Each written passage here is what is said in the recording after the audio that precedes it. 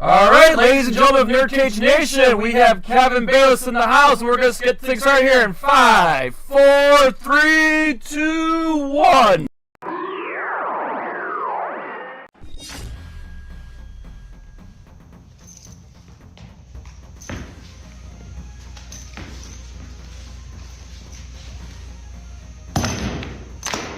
Get over here! Hi, I'm martial art master Daniel Casino. You know me as the original Johnny Cage, Scorpion, Sub-Zero, Reptile, and Smoke. You are tuning in to NerdCage Live on YouTube, Twitter, Twitch. Don't miss an episode or you'll get caged. So let's finish him. This is Ernie C. from Body Count. You're tuned in to NerdCage. Can you like and subscribe?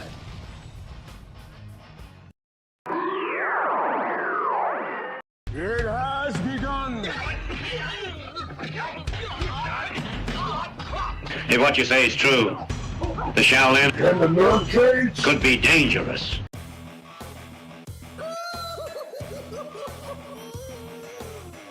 Greetings, citizens. You're now trapped in a NerdCage. We hope you have a smashing good time.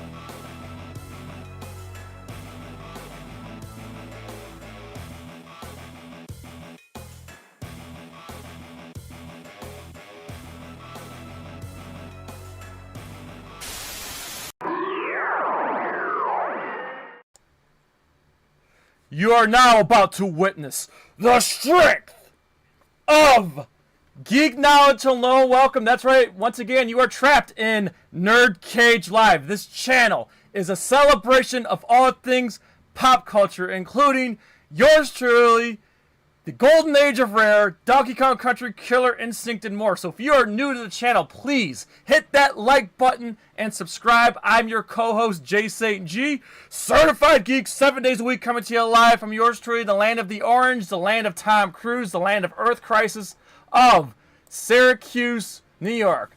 And our moderator and trollhammer, Joe FallenOne Gaming, couldn't make it tonight. He's out saving the world, but I do believe he's in the chat.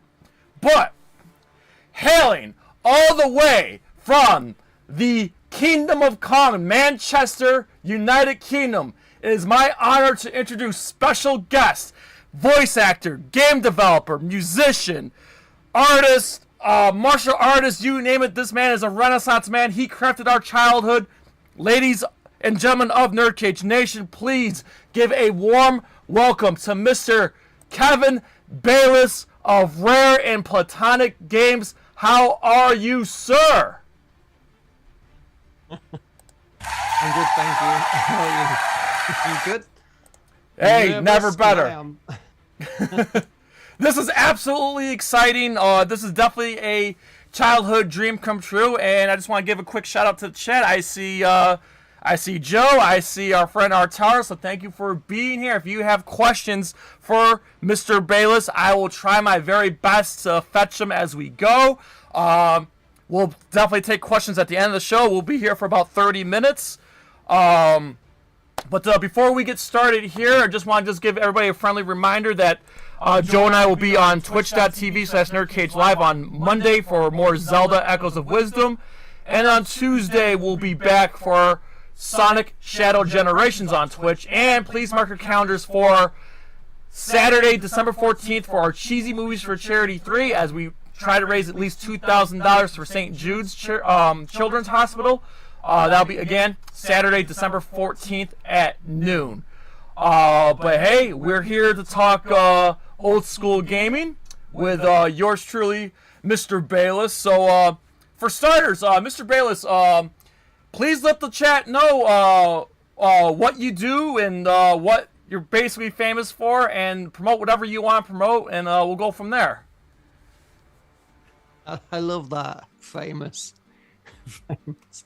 Okay, right. Okay. Nerd. Popular in nerd culture, you mean? Okay, so I'm a video game artist. I became a video game artist in 1987, which makes me very, very old video game artist. And I began working at Rare Limited on the NES, and then Game Boy, and then on the Super Nintendo. And at the point that the Super Nintendo came along, I was lucky enough to get the opportunity to work with Silicon Graphics machines to produce 3D models. We were experimenting with that at the time. And then, to cut a long story short, I made Killer Instinct and the Donkey Kong character and Diddy Kong.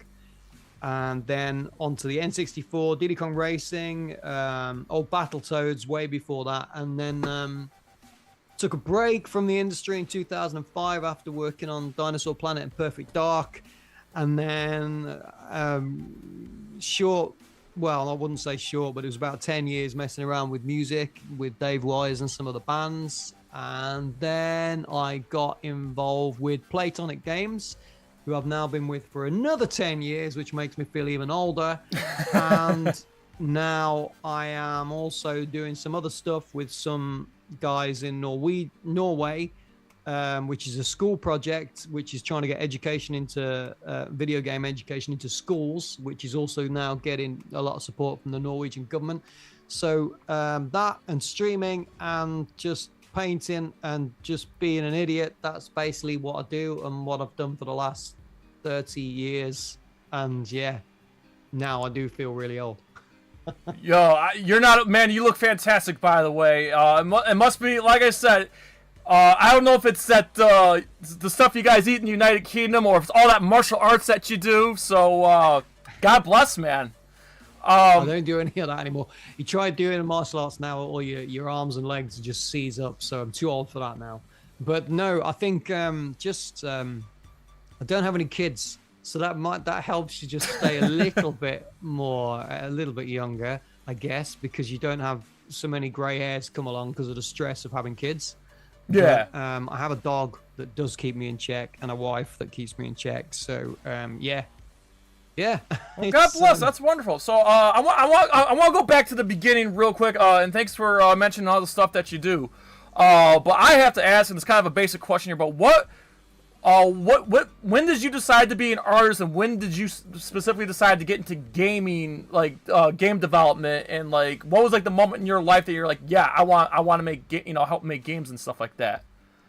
Right from when I discovered even handheld video games. Just we had a TV game on our home TV, which was like the Pong kind of thing, me and my brother, and then he got himself an Atari 2600, and then we got into home computers, which were quite popular in the early 80s in the UK. And so I had what I think it's a Timex over there, I think, or it was called a ZX81, and I learned to do a bit of programming on that because it was basically the only way you could get your software, your games, which were all pretty useless. And then I upgraded, went through the Commodore 64 and everything like that. But I think it was around about that time that I had the Commodore 64 that I really thought I wanted to make or be a part of making video games, and maybe just draw the loading screens that used to appear.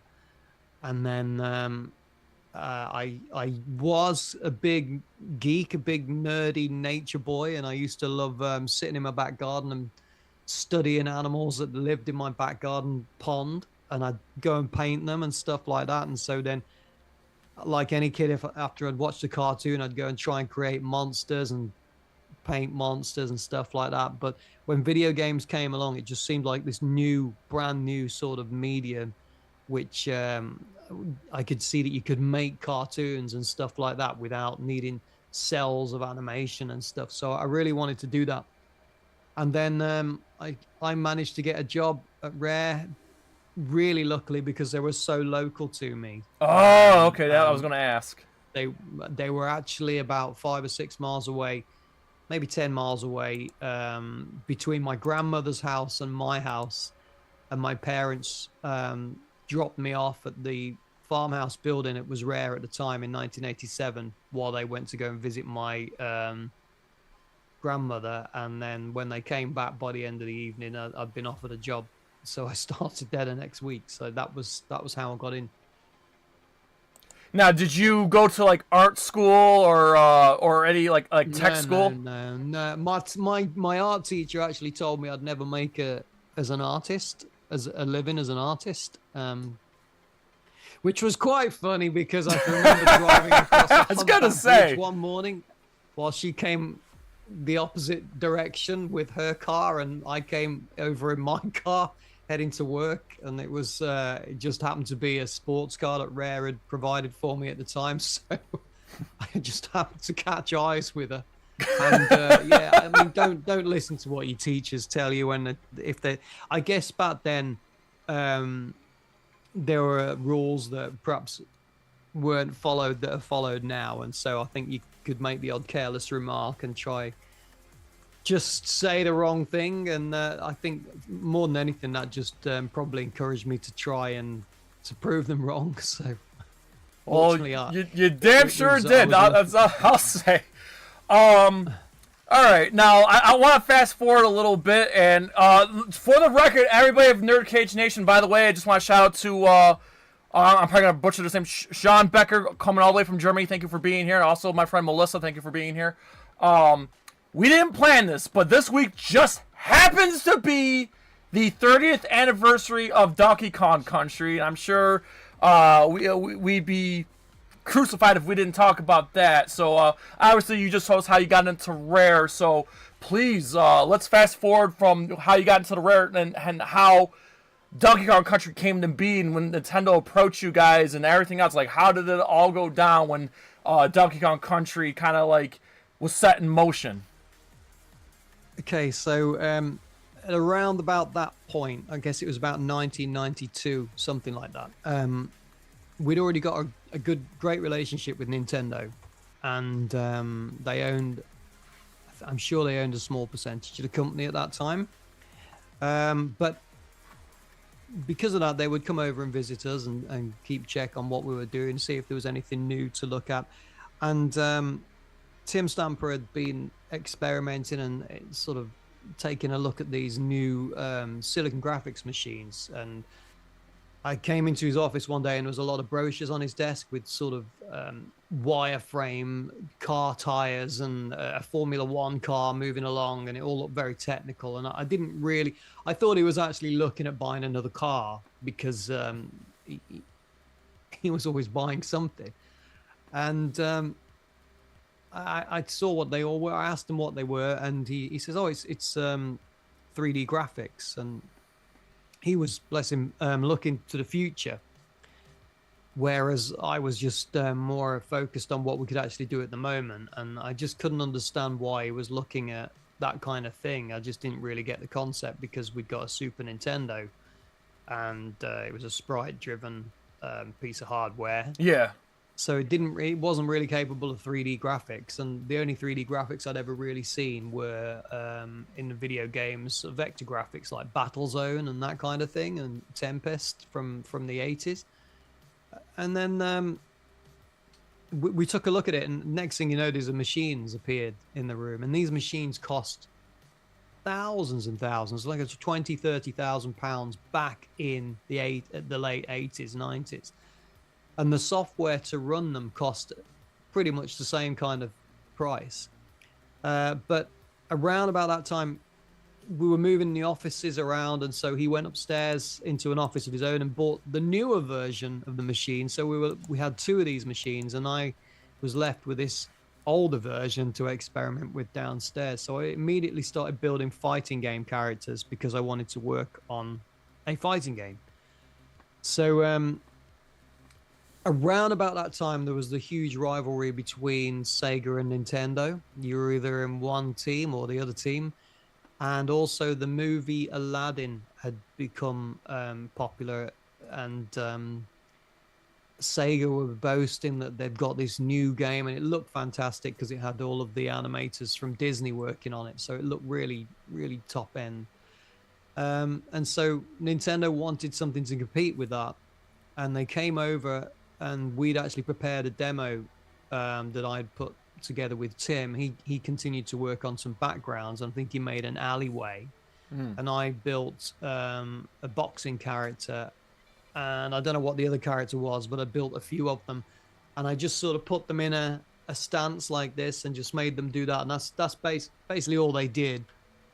And the camera moved, and it rendered the whole sequence of frames for the camera to move from one side of the alleyway to the other. So it suddenly got all this perspective.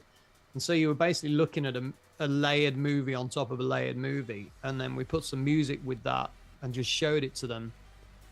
And they absolutely loved it. So they had a meeting with Tim that evening when they went out for a meal.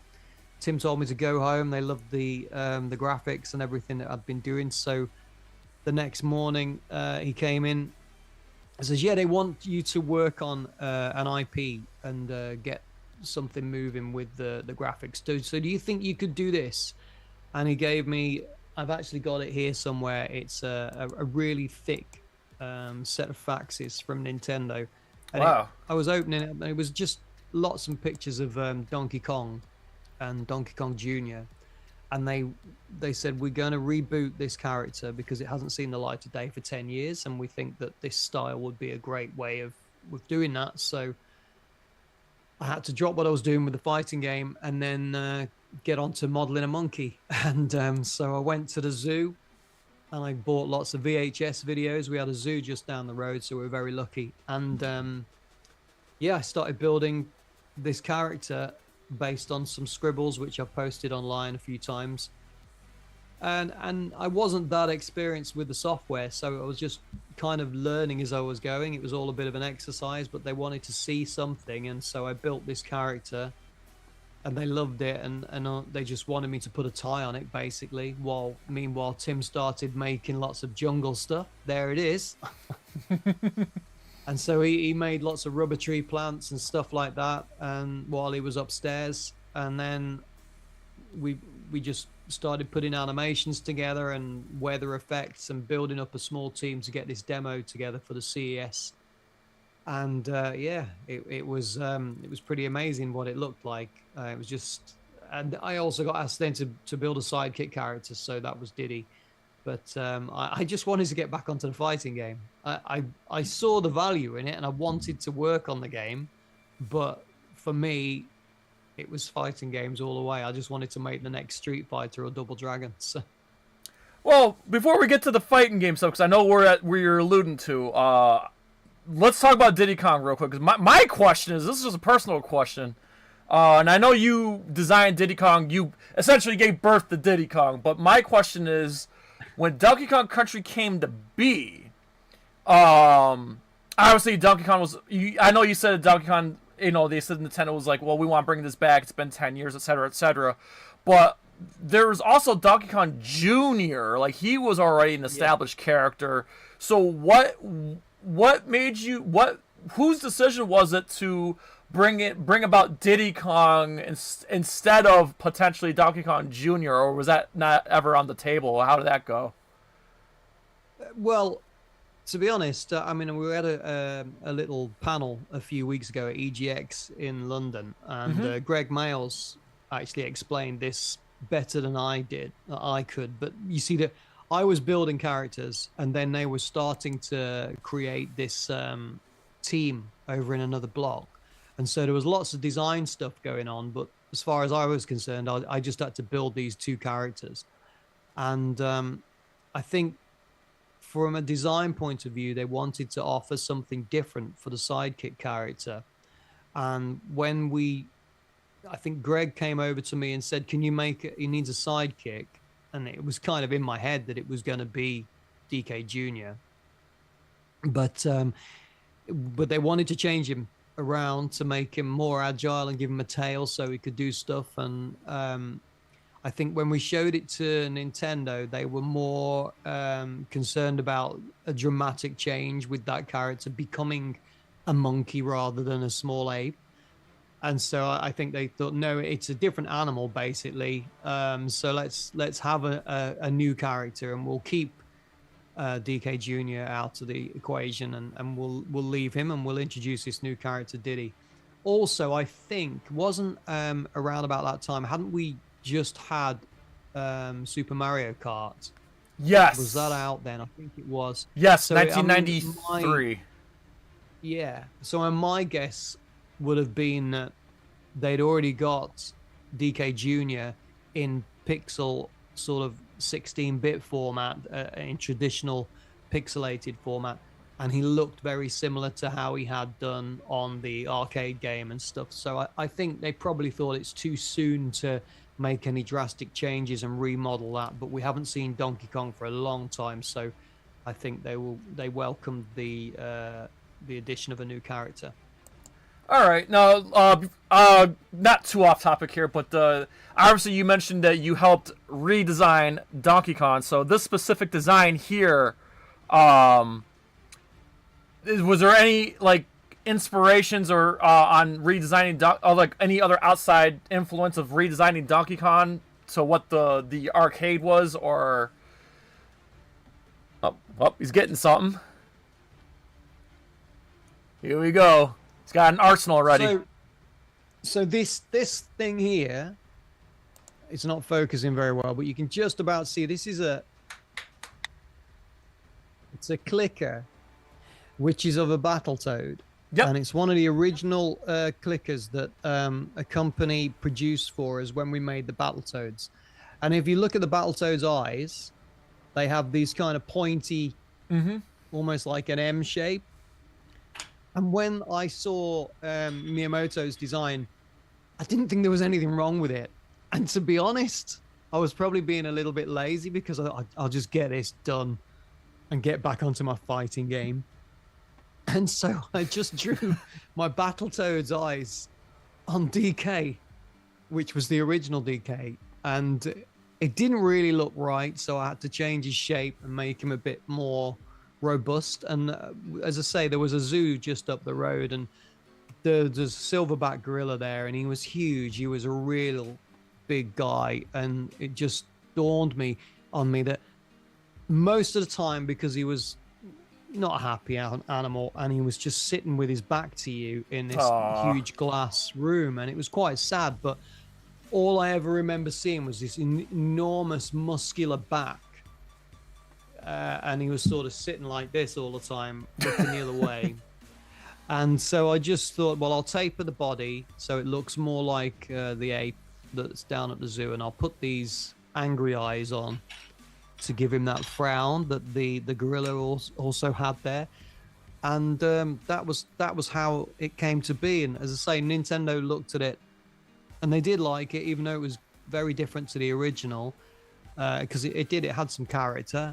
But they just wanted it to have, the one thing missing was that tie, because it didn't have any kind of connection to the old character. So it says, can we put a tie on it?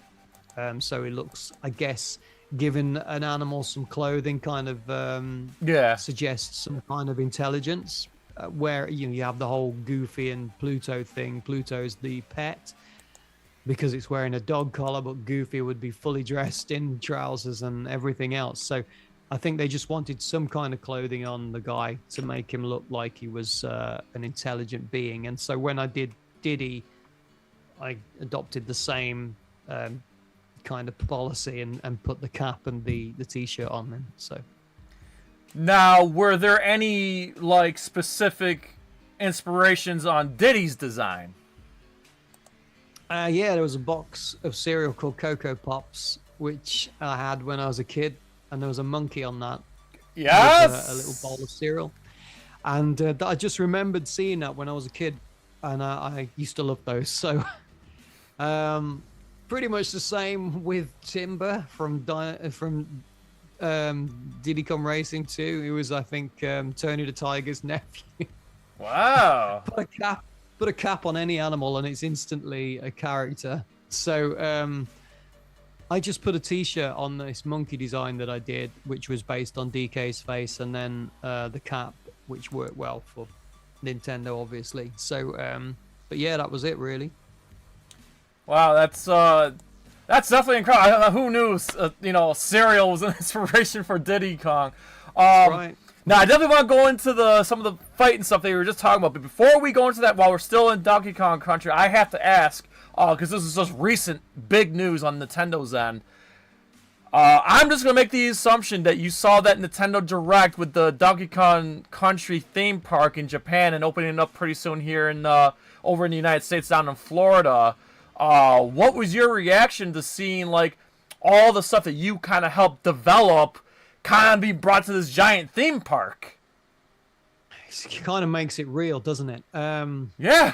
Well, it's odd. I have to do a double take sometimes because I see amiibos and cuddly plushes and things like that and Lego, and they've got Donkey Kong, and although it's Shigeru Miyamoto's design and it's Nintendo's IP, that character is something I did over a weekend, and it's still there today. So when I see that kind of thing, it kind of washes over me now. It's kind of odd because I've seen it for the last 30 years. Yeah. It's there.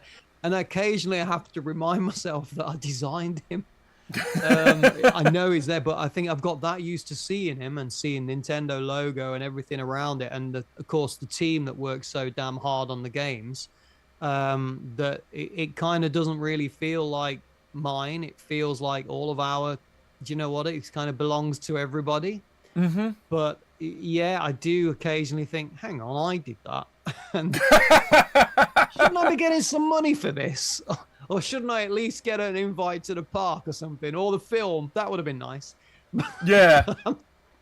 But I still haven't seen the film, and I will go and see it. But it's very good, by the way. I loved the movie, and Donkey Kong definitely played a huge role in it, and Diddy Kong definitely had a really... Spoil it for me. Oh, I won't say it. I've got to watch it. I have to watch it without my wife. She won't watch it, and I won't enjoy it if I'm... I think you'll be pleased, pleased, honestly. I need to watch it on my own. You'll be but pleased. It's just funny, the park, the theme park. I thought, wow. And I think I saw a post on the internet with some great big huge inflatable DK. I thought, God, I'd love that in my back garden. But yeah, we all would.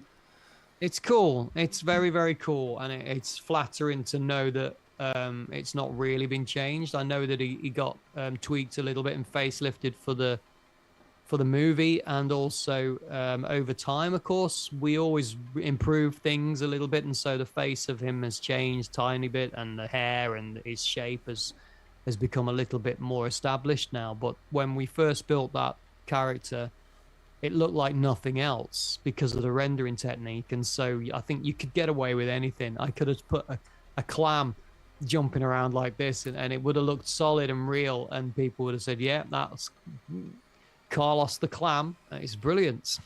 Now there'd be Carlos the Clam theme park, but it was DK, fortunately.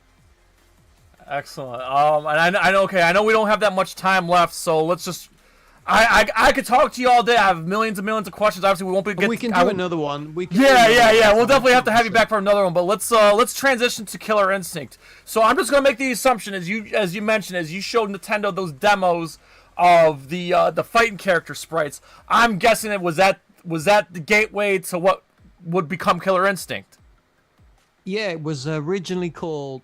Well, I was always coming up with concepts for fighting games and trying to get Tim and Chris to let me make a fighting game, and the closest I ever got to it really would have been Wrestle Rage with Paul Makachek, which was I'd done a fair few wrestling games, and when we got the Super Nintendo, we said, right, we're going to do one now, and it's just going to be an out-and-out brawler from left to right, and then maybe we'll have a VS mode, and we'll also have an exploration mode, a brawling mode.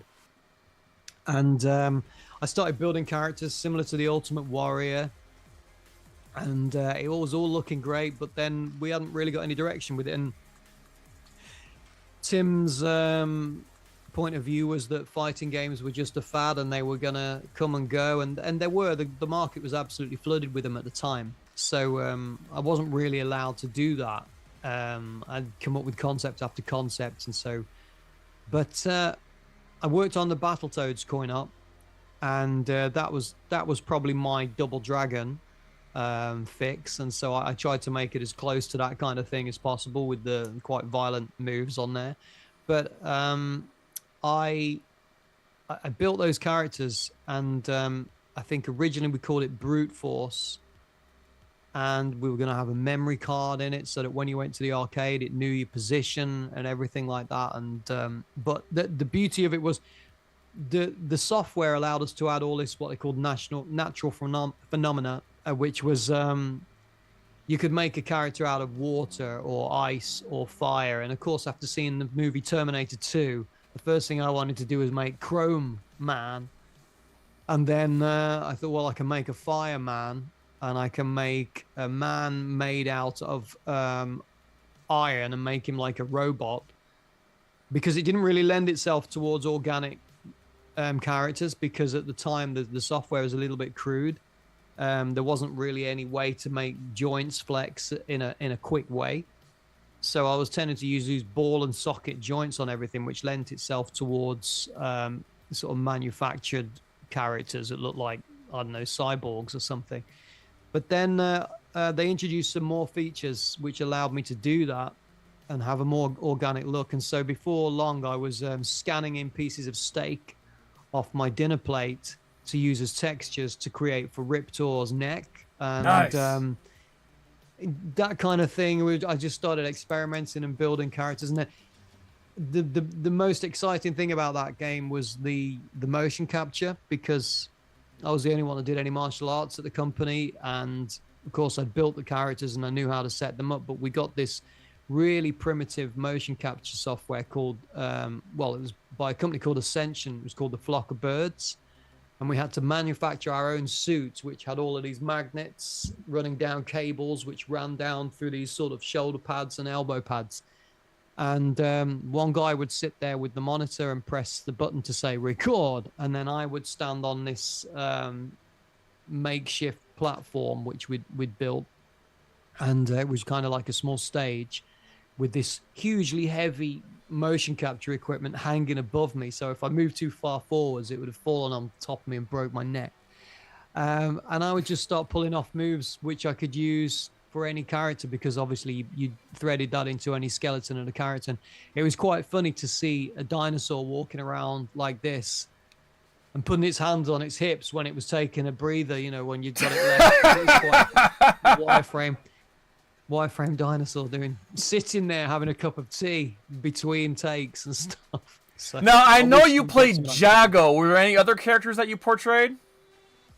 Yeah, it was all of them. Oh, you did all of them. Okay, I thought it was just Jago. Okay. I think the only one, I did the motion capture for pretty much all of them, and I did the voices for Jago and a few others like Glaciers. But no, the motion capture was even Orchid. I put some high heel shoes on to make sure that I could walk more like a lady, because Very otherwise nice. it just kind of picked up a different movement because it was that sensitive. And you could tell it was a guy walking around. So, yeah, I think the only one I didn't do moves for were TJ Combo.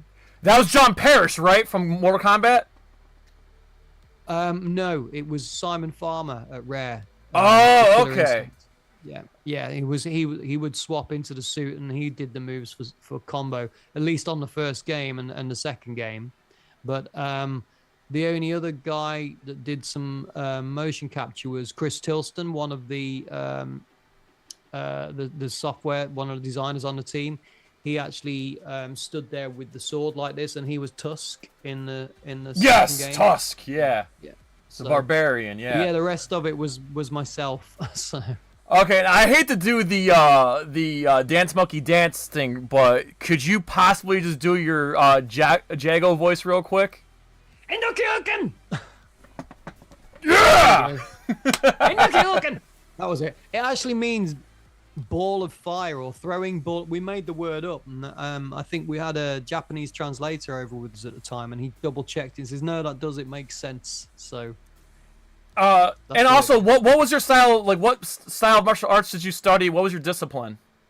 It was just karate from the age of around about. I did judo for a while when I was really little, but I did karate from I don't know, maybe 13 till about 18. I had to give that up when I was at Rare because I ended up coming in on crutches after the odd competition.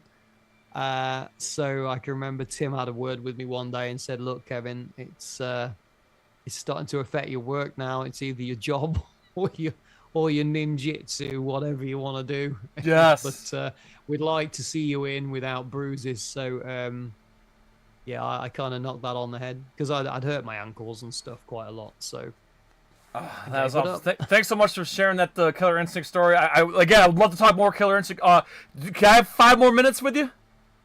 Yeah, of course you can. Okay, because we have a good question. This is actually what I was going to eventually get to, but our friend Artar in the chat has wanted to ask, and and again, share whatever you're allowed to share. But she's asking, what are you currently working on? And I know you work for Playtonic Games, and what.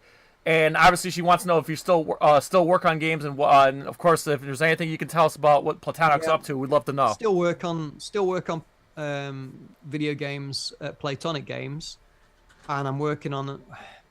There's a lot going on behind the scenes at Playtonic. Obviously, there's Yooka-Laylee, which you should all go and check out and wishlist, or just get it when it comes because it's a lot more than just a reboot. And so. In addition to that, we're a publisher, so I often work on support for the publishing titles that we've got coming out, but also we've got a number of different projects that we are working on. And so my job, which I quite like because it's quite varied, is to skip around from project to project and making sure that it's at this level before we either park it and move on to something else. But there's a lot going on. But also, in addition to video game creation still, obviously I do my streaming and just be a complete nerd. I do my music thing with Scratch That Itch with David Wise and Grant Kirkhope and David Doe, the Doctor from GoldenEye.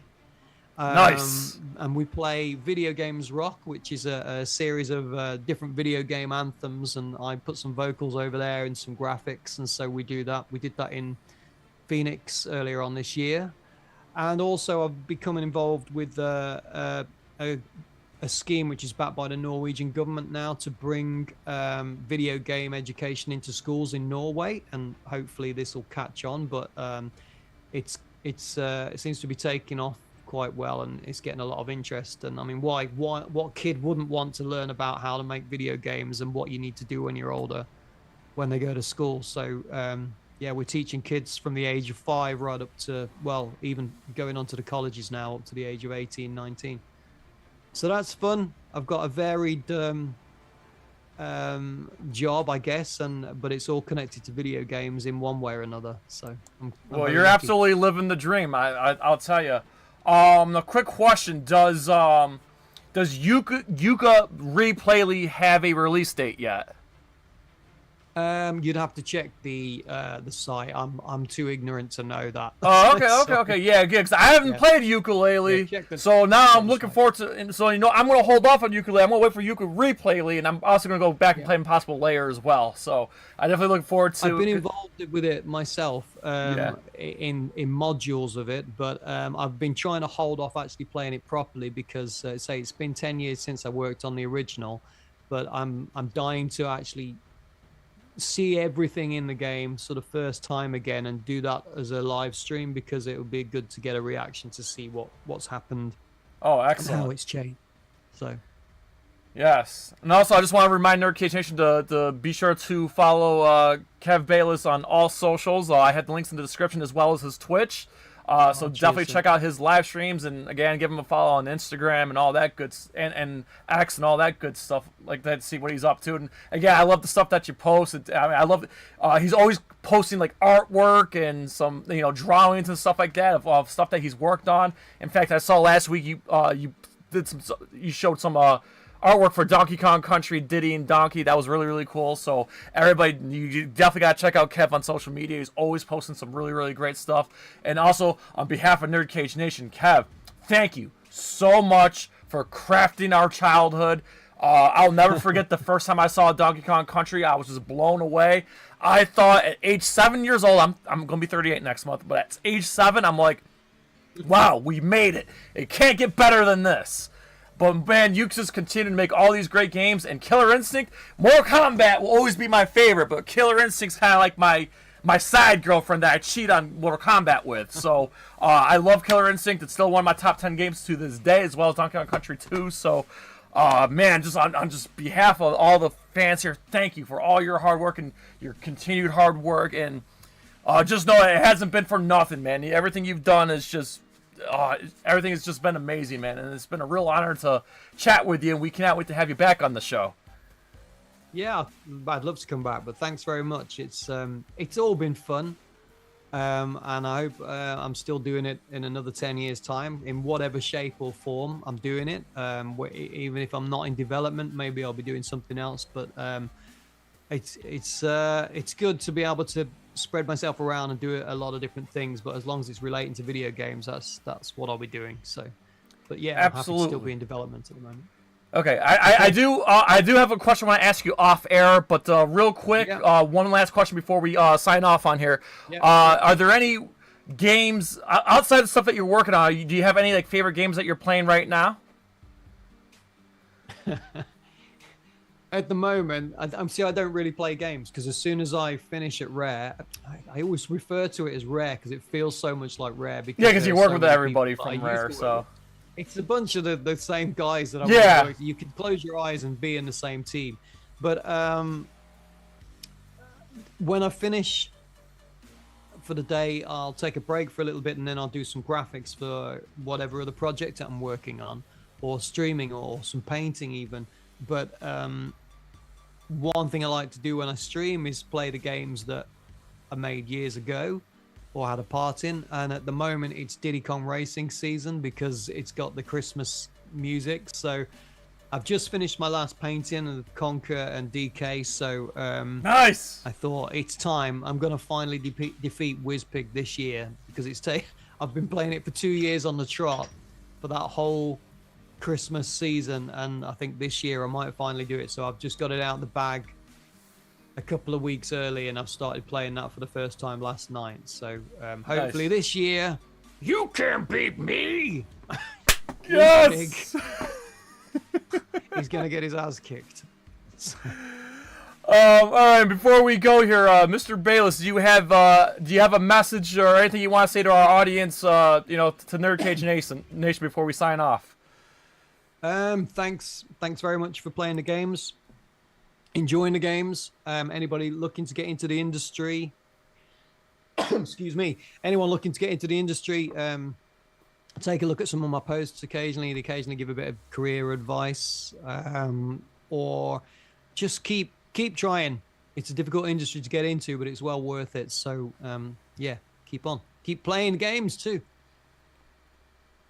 Excellent. Well, you heard the man. So, again, thanks to everybody who tuned in tonight. Whether if you're here live or you're going to catch a replay, we appreciate everybody for being here tonight. Again, Kevin, I just want to ask you something. I'm going to get off air here. But until then, everybody, we please ask you to like, comment, subscribe, ring that bell, spread this shit like the banana heart from Donkey Kong Country. So the USA from yours truly, the land of the orange of Syracuse, New York, to all of our friends and fans around the world at NerdCage Live. As always, enjoy life, stay safe.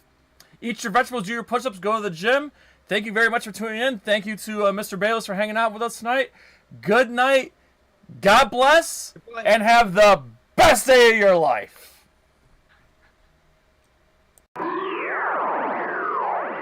NerdCage Live and gaming are a perfect match. Shoot the J, Joe. Okay. Shoot it! All right. Over on NerdCage Live on Twitch, Jay and Joe go live. Call me Bazooka Joe. It's all about you. Kaboom!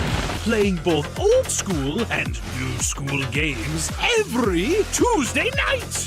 Ooh, what a sight! Jay, stop looking at her face and run. But she's so beautiful. So be sure to follow NerdCage Live on Twitch. Run for your life, Joe.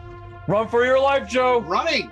Run faster. Oh no, Joe. The galaxy's doomed because of you. To scratch your gaming itch. Oh, nice kick, Joe. Thank you. Yo, that's diabolical. Wait. Yo! That's twitch.tv/NerdCage Live.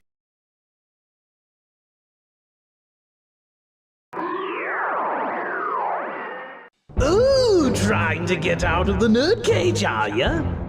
Well, before you go, hit that subscribe button.